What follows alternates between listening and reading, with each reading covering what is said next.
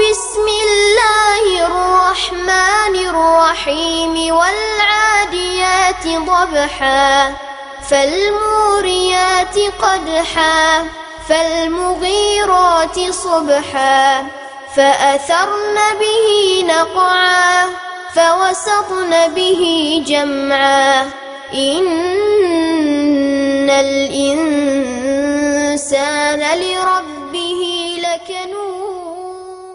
அஸ்ஸலாமு அலைக்கும் வரஹ்மத்துல்லாஹி வபரகாத்துஹு.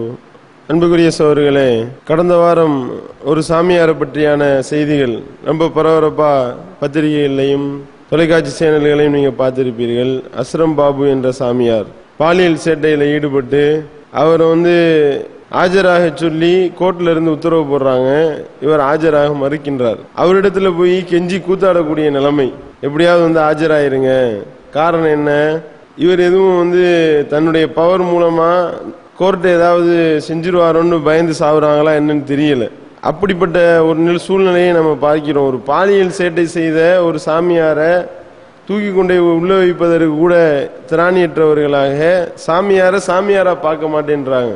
இந்த நாட்டினுடைய மோசமான நிலை எப்படி நிலவி வருகின்றது என்றால், யதார்த்தத்தை யதார்த்தமாக பார்ப்பதற்குண்டான அறிவு நாட்டு மக்களிடத்துல எடுபட்டு போய் வருவதை நாம பட்டவர்த்தனமாக பார்த்து வருகின்றோம். மனிதனை மனிதனாக பார்ப்பது கிடையாது. விளையாட்டு வீரரை விளையாட்டு வீரராக பார்ப்பது கிடையாது. நடிகனை நடிகனா பார்ப்பது கிடையாது. அரசியல்வாதியை அரசியல்வாதியா பார்ப்பது கிடையாது. அவருக்கு ஏதோ ஒரு மிகப்பெரிய பவர் விட்டதை போல அவர்களை தூக்கி உச்சாணி கொம்புல கொண்டு போய் உட்கார வைக்கக்கூடிய ஒரு வேலையை நாட்டு மக்கள் செய்து வருகின்றார்கள். எவ்வளவுதான் பட்டாலும் திருந்துற மாதிரி கிடையாது, திருந்துற மாதிரி தெரியல. உதாரணத்தை எடுத்துக் கொண்டீர்களே ஆனால், டோனி கிரிக்கெட் பிளேயர், கிரிக்கெட் டீமுக்கு கேப்டனா இருக்கிறாரு. இவர் தான் இப்ப இருக்கிறதுலே விளையாட்டு வீரர்கள்ல உசேன் போல்ட் எல்லாம் முந்திக்கிட்டு இவருடைய வியாபாரம் ரொம்ப கொடி கட்டி பறக்குது. எல்லாம் என்ன வேட்டு பிடிச்சு காசு சம்பாதிக்கிற ஒரு பக்கம்னாலும் விளம்பரத்தை நடிச்சு பணம் கொள்ளையடிக்கிறது. அதாவது பாத்தீங்கன்னா 40வது இடத்துல இருந்த உசேன் போல்ட்டை மிஞ்சி இப்போ 16வது இடத்துக்கு முன்னேறிட்டாராம். போன வருஷம் மட்டும் இவர் சம்பாதிச்ச சம்பாத்தியம் 200 கோடி ரூபா. 22 கோடி ரூபா தான் கிரிக்கெட் விளையாண்டு சம்பாதிச்சிருக்கிறாரு. மீதி உள்ள மொத்த தொகையும் எல்லாம் விளம்பரத்தை நடிச்சு 200 கோடி ரூபா விளம்பரத்தை நடிச்சு சம்பாதிக்கக்கூடிய அளவிற்கு நிலைமை போகுதுன்னா நாட்டு மக்கள் அப்படி நம்புறான். இவர் ஒரு டூத் பேஸ்ட்டை வச்சு பல்லு விளக்கிட்டாருன்னா எல்லாரும் அவரை பார்த்து பல்லு விளக்குறது. இவர் ஒரு பைக்கை தூக்கிக்கிட்டு இந்த பாருங்க சூப்பர் பைக் அப்படின்ட்டாருன்னா அதே பைக்கை வாங்குறது. அதனால தானே இத்தனை கோடி ரூபா கொடுக்குறாங்க. அந்த பைக்குக்கு இவனுக்கு ஏதாவது சம்பந்தம் இருக்கா? இவன் இந்த பைக்கை ஓட்டிட்டான்னா நம்ம பைக் நல்லா ஓடும்னு ஏதாவது இருக்குமா? ஒன்றும் கிடையாது. ஆனால் இவர்களை தங்களுடைய ஹீரோக்களாக வைத்து கொண்டு அவன் பணத்தை வாங்கிட்டு விளையாடிக்கிட்டு இருக்கிறான். காசு வாங்காம ஒரு கிரிக்கெட் மேட்ச் விளையாடுவானா? இவன் ஒரு டெஸ்ட் மேட்ச் இந்த வருஷம் வரக்கூடிய வருமானத்தை எல்லாத்தையும் நாட்டுக்கு எழுதி வைக்கிறேன்னு சொல்லுவானா? இவர் தான் இப்போதைக்கு நாட்டு மக்கள் மத்தியில ஹீரோ மாதிரி சித்தரித்து கடைசியில் என்ன நாட்டினுடைய ஆட்சியாளர்களும் அந்த மாதிரி இருக்கிறாங்க. அவனுக்கு போய் லெப்டினன்ட் கர்னல் பதவி கொடுக்குறாங்க. அந்த டோனிக்கு போய் ராணுவத்துல கௌரவமான ஒரு பதவி அப்படின்னு சொல்லி லெப்டினன்ட் கர்னல் பதவின்னு கொடுத்து இவனுக்கு ராணுவ உடைய போட்டு இவனை கொண்டு போய் கார்கில்ல சுத்தி காட்டுறாங்க. எந்த அளவுக்கு மூளை அவிந்தவர்களா இருக்கின்றார்கள் பாருங்க.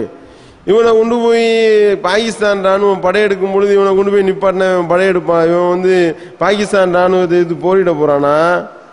அங்கே போய் இதுதான் நம்ம போரிடக்கூடிய ஒரு மலைப்பகுதி. அதனையும் பாருங்க, ஒரு குறிப்பிட்ட ஏரியா கூட்டிட்டு போயிருக்கிறாங்க. அந்த சியாச்சின் போர்க்கள பகுதின்னு அந்த ஏரியால வானிலை மேகமூட்டம் ரொம்ப மோசமா இருந்துச்சான். அதுக்கு பயந்துகிட்டு திரும்பி வந்துட்டாங்க சுத்தி பார்க்காம. சுற்றுலா போறது கூட நீ பயந்து சாவுறன்னா நீ போய் போரிடாட போவியா, போரிடுவியா? அப்ப எந்த அளவுக்கு நீ பயந்தாங்குழியா இருக்கிற? அப்படி இருக்கும் பொழுது ஒரு ராணுவ உடையை போட்டுக்கிட்டு போய் சுத்தி பார்க்க கூட பயப்படுறாங்க. அப்படிப்பட்டவனுக்கு லெப்டினன்ட் கர்னல் பதவி. டோனிக்கு மட்டுமா? சச்சினுக்கு எம்பி பதவி கொடுத்தாங்களா இல்லையா? நாட்டினுடைய தியாகிகளா இவர்கள் எல்லாம்? அதே மாதிரி மோகன்லாலுக்கு லெப்டினன்ட் கர்னல் பதவி கொடுக்குறாங்க. மோகன்லால் என்னடா தியாகம் பண்ணா நாட்டுக்காக? பல படங்கள்ல ராணுவ வீரர் நடிச்சிட்டாராம். உடனே ஒரு ராணுவ வீரர் பதவி கொடுத்துட்டாங்க. ராணுவ வீரரா நடிக்கிறதுக்கு இதுவும் ஒன்னாடா? அவன் பணத்தை வாங்கிட்டு நடிச்சுக்கிட்டு இருக்கிறான். அப்ப பணத்தை வாங்கிட்டு நடிச்சான்னா அவனுக்கு லெப்டினன்ட் கர்னல் பதவியை கொடுத்து அதுல கொண்டு போய் ராணுவத்தில் இவனை சேர்க்கிறாங்க அப்படின்னா இப்ப எந்த அளவிற்கு நாடு போய் கொண்டிருக்கின்றது நீங்க பாத்தீங்களா? எவனா ஒருத்தன் வந்து ஒரு 20 படத்தை நடிச்சான்னா உடனே அவன் வந்து நாட்டினுடைய வருங்கால முதல்வர் ஆயிடுறாரு. அவன் பணத்தை வாங்கி நடிச்சுக்கிட்டு இருக்கிறான். அவன் உலக யதார்த்தம் என்ன, நாட்டு நடப்பு என்ன, அவன் தன்னுடைய வாழ்க்கையில எப்படி நடக்கிறான், படத்துல எப்படி நடக்கிறான், ஏதாவது ஒப்பிட்டு பார்த்து கொஞ்சம் மூளை சிந்திக்குதா? ஒரு சாமியார்னா அவனுக்கு பயந்து சாவுறாங்க. இன்னும் சொல்ல போனா இவர்களெல்லாம் எந்த அளவிற்கு இருக்கின்றார்கள், சம்பாதிக்கிற பணத்துக்கு வந்து வரி கட்ட மாட்டான். வரி விலக்கு எனக்கு கொடுங்கன்னு சொல்லிட்டு என்னுடைய தொழில் ரீதியா விளையாடினதுக்குன்னா வந்து நான் வரி கட்டுறேனே ஒழிய விளம்பரமா வந்த பணத்துக்கு வந்து வரி விலக்கு கொடுங்கன்னு சொல்லி அப்ளை பண்றான். சச்சின் டெண்டுல்கர்ன்றவன் அதை ஏற்றுக்கொண்டு வருமான வரி தீர்ப்பாயமும் தீர்ப்பளிக்கிறான். அவர் வந்து ஆமா அவர் 200 கோடி ரூபாய் சம்பாதிச்சாருன்னா 10 கோடி ரூபாய் தானே கிரிக்கெட்ல இருந்து வருது, 190 கோடி ரூபாய் விளம்பரம், 190 கோடி ரூபாய்க்கு வரி விலக்கம் தீர்ப்பு கொடுத்தாங்க. அப்ப என்னன்னா எந்த அளவிற்கு வரி கட்டுவதற்கு கூட இவர்கள் வந்து தியாகத்தை கூட அவர்கள் செய்ய மாட்டார்கள். அப்படின்னா இவனுக்கு எதுக்கு எம்பி பதவி, இவனுக்கு எதுக்கு கர்னல் பதவி? அப்ப யோசனை பண்ணணுமா இல்லையா? இந்த நடிகைகள் 20 படத்தை நடிச்சா இவன் முதல்வர் ஆயிடுறான். நடிகருக்கும் முதல்வருக்கு என்ன சம்பந்தம்? இவனுக்கு ஆட்சியாளர், இவனை கொண்டு போய் ஆட்சியாளர் உட்கார வைக்கிறாங்களா இல்லையா? எல்லாம் வந்து சிந்திக்கக்கூடிய திறன் இல்லாம போனதுதான் காரணம். ஏதாவது 2 கிழவியை கட்டி பிடிச்சி முத்தம் கொடுத்தா உடனே ஒரு முதல்வர். எம்ஜிஆர் பண்ணாரு, இப்ப விஜயகாந்த் அந்த ஸ்டில்லாம் பார்த்துக்கிட்டு இருக்கிறோம். அப்ப வருங்கால முதல்வரே அப்படின்னு சொல்லி இப்ப விஜய் என்ற கூத்தாடிய சொல்லி அவன் போய் அவன் படத்துல என்ன மாதிரிலாம் டயலாக் விடுறான். அவன் படத்தை தடை பண்ணவனையும் அழுவாத குறையா உப்பாரி வச்சு எப்படியாவது விட்டுருங்க தாயே அம்மா அப்படின்னு சொல்லி காலில் உழுவாத குறையா இந்த அளவுக்கு கேவலப்படுறான்ல. அவனை திரையில எப்படி காட்டுறாங்க, நான் முடிவு செஞ்சா ஏன் முடிவை நானே கேட்க மாட்டேன், இப்படிலாம் கிறுக்குத்தனமான டைலாக்கள் எல்லாம் வச்சு இவனை பெரிய ஹீரோ மாதிரி காட்டுறாங்க. ஆனா நிஜ வாழ்க்கையில் நடந்து கொண்டிருக்கின்றது பார்க்கிறோமா இல்லையா?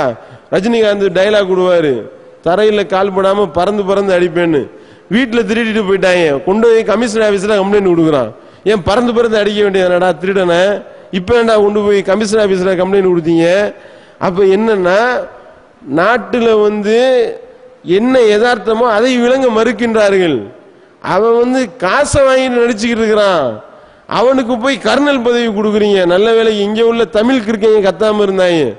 அது என்ன மோகன்லால் மலையாளிக்கு மட்டும் கர்னல் பதவி, எங்கள்ல ராணுவ போராளிகளா நடித்த அர்ஜுன் இருக்கிறார், விஜயகாந்த் இருக்கிறார், இவருக்கெல்லாம் கர்னல் பதவி கொடுக்க வேண்டாமா, தமிழனை ஏன் ஒதுக்குகின்றீர்கள் கிளம்பாம இருக்கிறாங்க.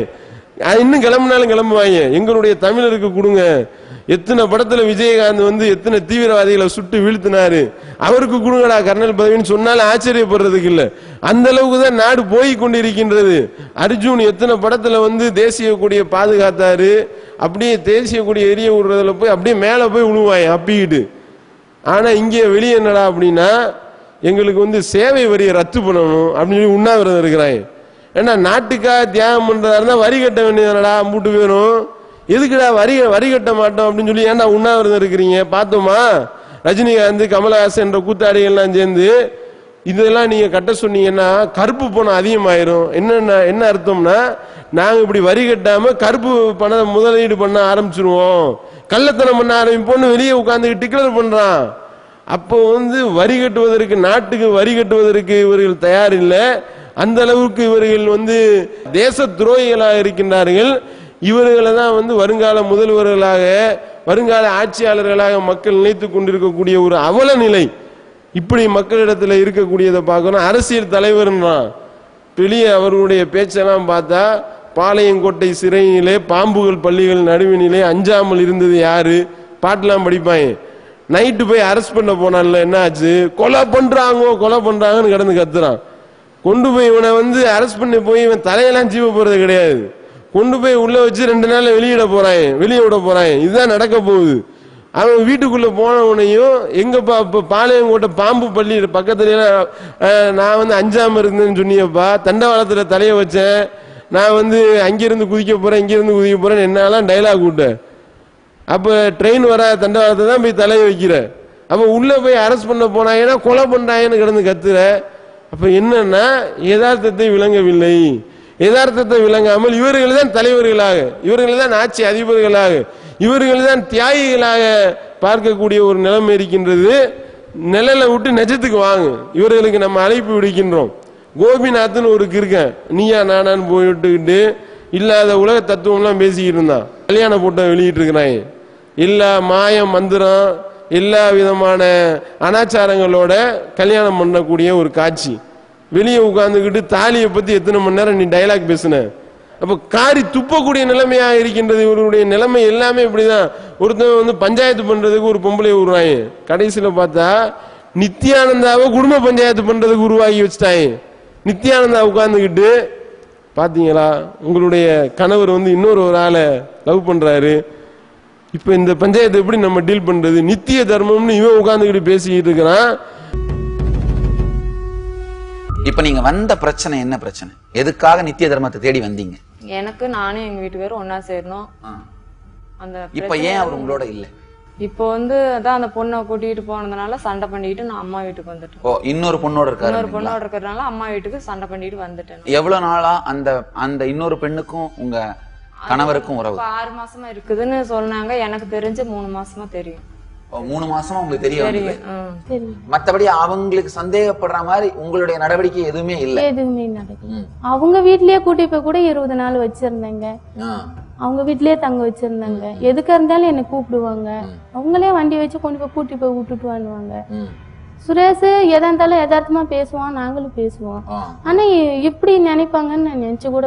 இவங்களுக்கும் உங்க கணவருக்கும் தகாத உறவு இருக்குன்னு உங்களுக்கு சந்தேகப்படுற மாதிரி வேற என்னென்ன? அதான் வீட்டுக்கே கூட்டிட்டு வந்து படுத்துக்கிட்டு இருந்ததே நான் கண்ணாலேயே பார்த்தனே. கண்ணால பார்த்ததான் என்னால தாங்க முடியாது. வெளியே 2 பேரும் ஓடி வந்துட்டாங்க. நான் கத்துறேன், வெளியே வாசல் நின்று இருக்கிறேன், கத்துறேன். இப்படி நான் என் பிள்ளைங்களை விட்டுட்டு நான் அனாதியா போய் அடுத்த வீட்டுல கிடக்குறேன். ஏன் முன்னாடியே நீ கண்டவளை கூட்டு போட்டு படுத்துட்டு இருக்கிறீ அப்படின்னு வாசலுக்கு முன்னாடி ஒடியாறாங்க 2 பேரும் அடிக்கிறதுக்கு. நான் கடந்த காலம் பாத்தீங்கன்னா கழிசடை சாக்கடை. அத ஒன்னையும் கேட்டுருங்களே சாமி. உங்க கடந்த காலம் சார்ந்து எதிர்காலம் அமையாது, புரியுதுங்களா? அப்ப இவரு என்ன நினைப்பாரு? அவங்க பிரச்சனையை அவங்க நல்ல முறையா வாழ்ந்தா சரி. வளைச்சு என் மனசு புண்படுத்த வேணாம். இப்போ என் உயிருக்கு நீங்க உத்தரவாதம் கொடுத்து என்ன நல்ல தைரியமா இருக்குமா, பயப்பட வேண்டாம். அது நிச்சயமா உங்களை யாரும் எதுவும் செய்ய முடியாது. இப்ப நான் என்ன சொல்றேன், அந்த பெண்கிட்ட இருந்து பிரிச்சு உங்களோட வாழ வைக்கிறது வேணா என்னால பண்ணிட முடியும். ஆனா உங்க 2 பேருக்கு நடுவுலயுமே அண்டர்ஸ்டாண்டிங் இல்லைன்னா நீங்க பெரிய பிரச்சனை ஒதுங்கிருச்சு. இதுக்கு மேல உங்களுடைய வாழ்க்கை 2 பேருடைய வாழ்க்கையும் இனிமையா நடத்த வேண்டியது உங்க 2 பேருடைய பொறுப்பு. அதுதான் நித்திய தர்மம் அளிக்கும் தீர்வு. தர்மத்துக்கும் இவனுக்கு ஏதாவது சம்பந்தம் இருக்கா? ஒழுக்கத்துக்கு இவனுக்கு ஏதாவது சம்பந்தம் இருக்கா? இவனை கூப்பிட்டு உட்கார வச்சு ஒரு டிவி தொலைக்காட்சி சேனல் குடும்ப பஞ்சாயத்து நடத்தக்கூடிய ஒரு நிலைமையை பார்க்கிறோம். அதையும் உட்கார்ந்துக்கிட்டு அதுக்கு ஸ்பான்சர் பண்ணிக்கிட்டு அதை உட்கார்ந்துக்கிட்டு உச்சி கொட்டிக்கிட்டு கேட்கின்றார்கள் என்றால் இப்ப இவர்களுடைய நிலைமை என்னவா இருக்கின்றது? சிந்திக்கக்கூடிய திறன் இல்லாம போயிருச்சு. நிழலை விட்டுட்டு நிஜத்துக்கு வாங்க. இவர்கள்லாம் தலைவர்களா? உத்தம தூதர் நபிகள் நாயகம் ஸல்லல்லாஹு அலைஹி வஸல்லம் அவருடைய வாழ்க்கையை பாருங்க. மாமனிதர் எப்படிப்பட்ட ஒரு வாழ்க்கையை வாழ்ந்து காட்டினாங்க. இவங்கள மாதிரியா? எப்படிப்பட்ட ஒரு வாழ்க்கை? புகழுக்காக ஆசைப்படல, பேருக்காக ஆசைப்படல, பணத்துக்காக ஆசைப்படல, பெண்களுக்காக ஆசைப்படல, வீரத்தினுடைய விளைநிலமாக திகழ்ந்தார்கள். நீதினா என்ன என்பதற்கு மறுபெயராக திகழ்ந்தார்கள். எப்படிப்பட்ட ஒரு வாழ்க்கை! இத்தகைய வாழ்க்கையை பார்த்து ஒரிஜினல் தலைவர் பக்கம் வாங்கப்பா அப்படின்னு சொல்லி இவர்களுக்கு நாம் பகிரங்க அழைப்பு விடுக்கின்றோம். அதுல நம்மள உள்ள சில கிறுக்கைகளும் இவர்களை தலைவர்களாக ஏற்று வைத்திருக்கக்கூடிய ஒரு வேதனையான ஒரு காலகட்டமாக இருக்கின்றது. இவர்களை நிழல்ல இருந்து யதார்த்தமாக பாருங்க. இவர்கள் எல்லாம் நடிகர்கள் தான், காசுக்காக தான் இவர்கள் செய்கின்றார்கள். மறுமை என்று ஒன்று இருக்கின்றது. அதற்காக வாழ்ந்து காட்டின ஒரு உத்தம தூதரை நோக்கி அன்பான அழைப்பை விடுத்து நிறைவு செய்கின்றேன். வாயிதவான அல்ஹம்துலில்லாஹி ரப்பில் ஆலமீன். அல்லாஹ்